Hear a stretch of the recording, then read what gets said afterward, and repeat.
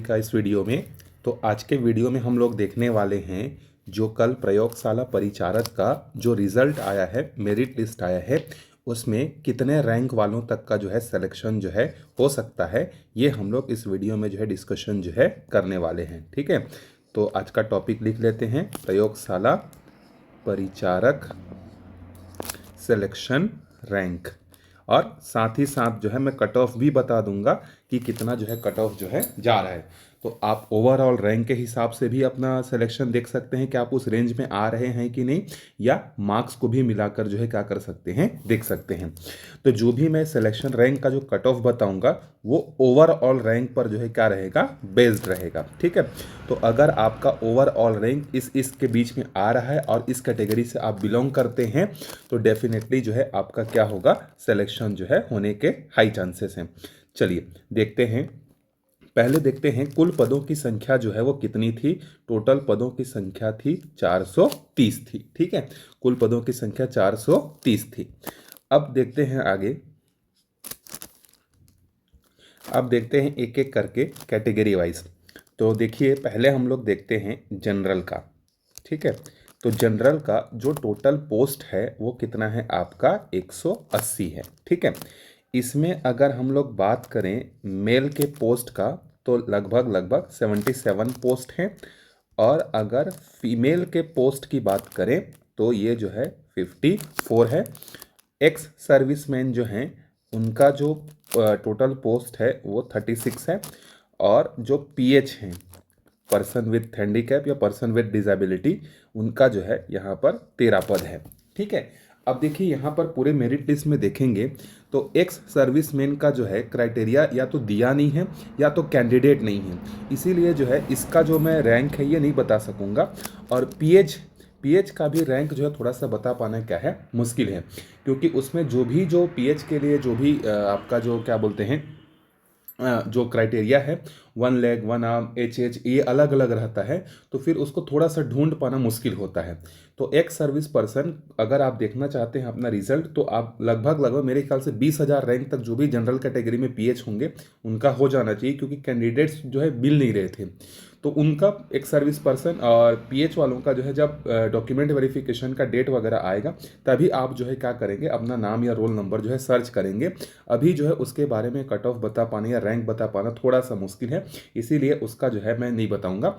तो मैं general mail और फीमेल का बताऊंगा, उसी तरीके से एसटी एससी ओबीसी में भी जो है मेल और फीमेल का ही जो है बता पाऊंगा। बाकी एक सर्विस पर्सन का नहीं मिल रहा था क्राइटेरिया कहाँ पर है, और पीएच का जो है अलग अलग पीएच रहते हैं, तो ये दोनों को थोड़ा सा डिफिकल्ट है, तो इन दोनों को जो है मैं नहीं बताऊंगा, बाकी के कट ऑफ आपको जो है बताते जा रहा हूं। देखिए अगर आपका ओवरऑल रैंक अगर 88 के अंदर है, ठीक है, ये यहाँ पर मैं लिख दे रहा हूँ रैंक, अगर आपका ओवरऑल रैंक 88 के अंदर है तो जो मेल कैंडिडेट हैं उनका सिलेक्शन जनरल कैटेगरी से जो है होगा। ठीक है, अगर जनरल कैटेगरी से फीमेल की बात करें तो अगर आपका रैंक 315 तक है तो 315 तक में जो है जनरल फीमेल का जो है क्या होगा, सिलेक्शन जो है हो जाएगा। ठीक है, अब अगर हम लोग बात करते हैं किसका, कट ऑफ का, कि कितना नंबर गया करके, तो अगर हम लोग जनरल मेल के कट ऑफ की बात करें तो ये गया है आपका 78 पॉइंट क्या है 75। ये या तो आप इसके अंदर में होने चाहिए या तो इस रैंक के अंदर में होने चाहिए, आप मैच कर लीजिएगा।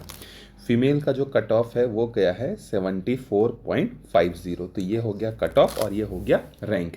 तो इसके बीच में जो भी कैटेगरी के लोग आ रहे होंगे, चाहे वो एसटी हो, एससी हो, पीएच हो, एलवी हो, कुछ भी हो, ठीक है, वो सबका सिलेक्शन जनरल कैटेगरी के थ्रू जो है होगा। 88 तक के रैंक वालों मेल का और 315 तक के फीमेल का जो है होगा।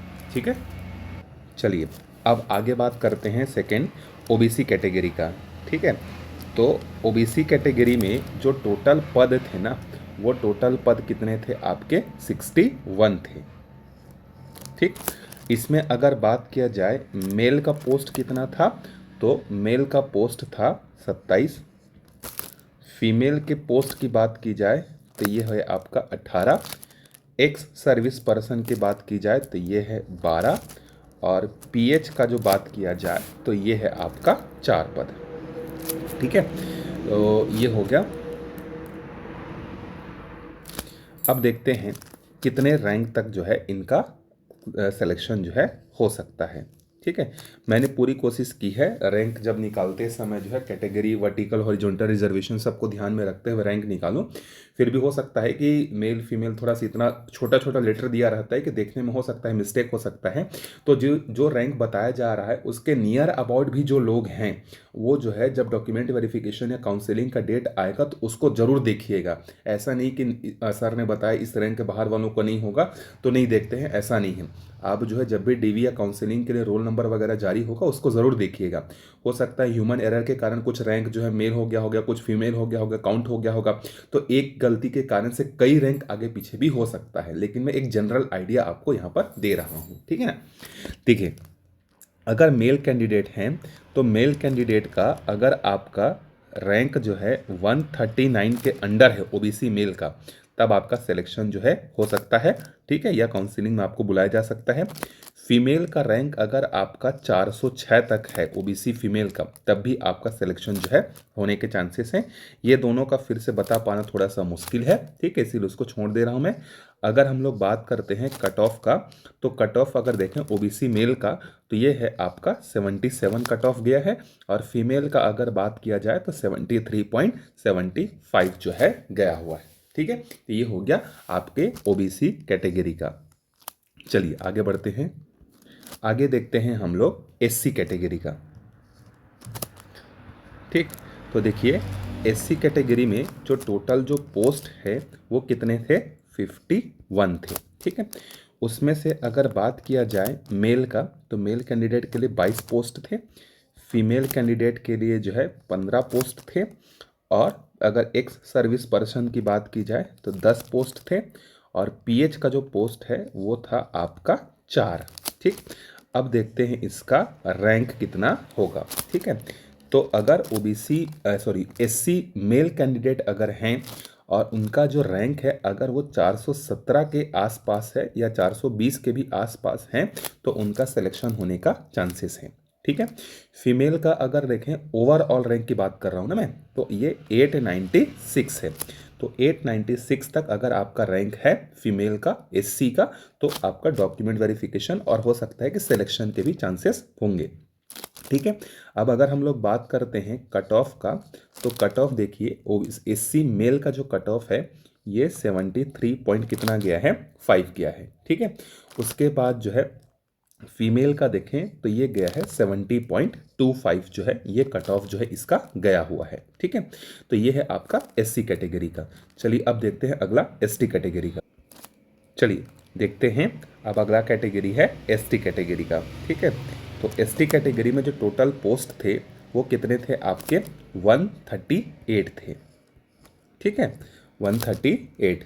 चलिए अब इसमें देखते हैं एसटी मेल का जो पोस्ट था वो 60 था, जो फीमेल हैं उनका 41 था, अगर एक्स सर्विस पर्सन की बात करें तो ये 28 था, और अगर पीएच कैंडिडेट की बात करें तो ये कितना था, 9 था। ठीक है, चलिए अब देखते हैं आगे कितना कितना जो है रैंक जो है के अंडर में सिलेक्शन हो सकता है। तो एसटी मेल का रैंक अगर 1973 के आसपास है तो आपका सिलेक्शन होने के हाई चांसेस हैं। ठीक है, एसटी फीमेल के अगर रैंक की बात करें तो 3836 रैंक के बीच में अगर आपका रैंक है, ये ओवरऑल रैंक बता रहा हूँ ना मैं, ओवरऑल रैंक आप साइड में देख सकते हैं, सीरियल नंबर जो दिया वही आपका ओवरऑल रैंक है। तो इस रैंक के बीच में अगर मेल और फीमेल का आ रहा है तो आपके सिलेक्शन जो है हो सकते हैं। अगर हम लोग बात करते हैं किसका, कट ऑफ का, तो कट ऑफ जो है एसटी मेल का जो कट ऑफ है ये गया है 66.5 गया है, और फीमेल का अगर बात किया जाए तो 62.5 जो है ये आपका कट ऑफ है।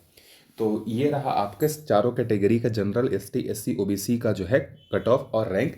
ये ओवरऑल रैंक मैंने आपको बताई है। इस रैंक के अंडर में अगर आपका आ रहा है तो आप डीवी के लिए तैयार रहिए, और इसके आसपास के जो भी हैं वो भी जो है थोड़ा सा मॉनिटर करते रहिए कि वेबसाइट वगैरह में या फिर जो टेलीग्राम चैनल पे इससे संबंधित जो भी न्यूज़ निकल कर आता है उसको भी आप फॉलो कर सकते हैं, काउंसलिंग के समय कितने कितने लोगों को बुलाया गया है करके।